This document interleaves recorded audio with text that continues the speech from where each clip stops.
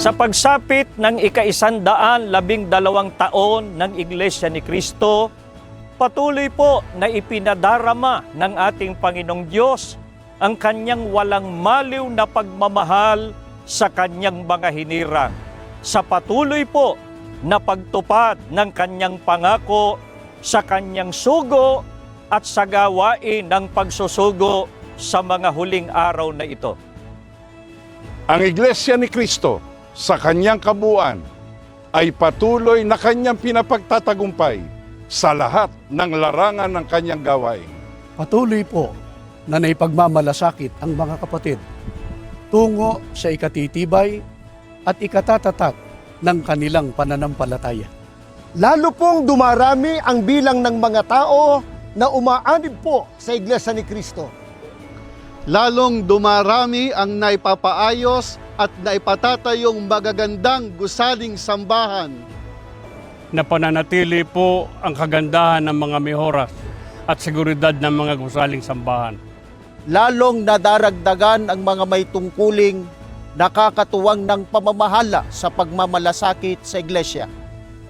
Patuloy na sinisinop ang tala ng kasaysayan ng Iglesia at ang tala ng mga kapatid sa lalong ikatitiyak ng pagtatamo ng kaligtasan.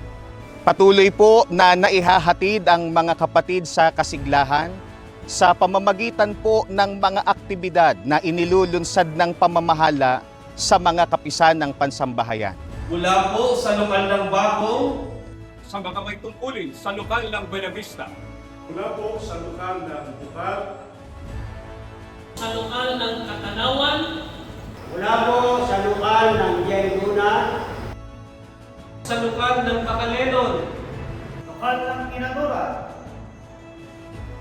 Sa lokal ng Gapang, Sa Mabunga Extension, lokal ng Ooyon, mula po sa lokal ng Bulanay, sa lokal ng Ricudo, Sa lokal ng San Roque, sa lokal ng San Nicolas, lokal ng Santa Rosa, sa dako ng Matandang Sabang, lokal ng Whiteleaf, lokal ng Tinupan. Kami po ng mga awit sa distrito ng Quezon South.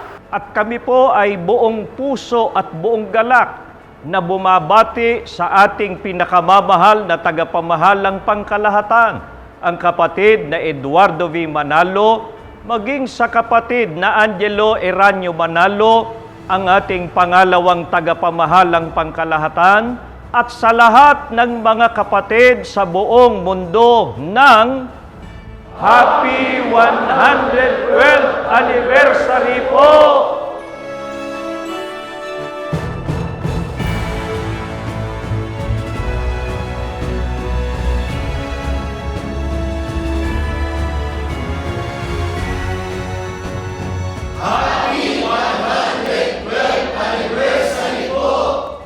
Purihin ang Panginoong Diyos!